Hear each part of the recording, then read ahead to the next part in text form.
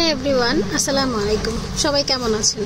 প্রতিনিয়ত চাই আপনাদের সাথে ভিডিও শেয়ার করার জন্য, কিন্তু ব্যস্ততার জন্য হয়ে ওঠে না। সেটা কিন্তু ভিডিওতে দেখতেই পাচ্ছেন। এখানে প্রায় 18টা না যেন 19টার মতো সেট আছে।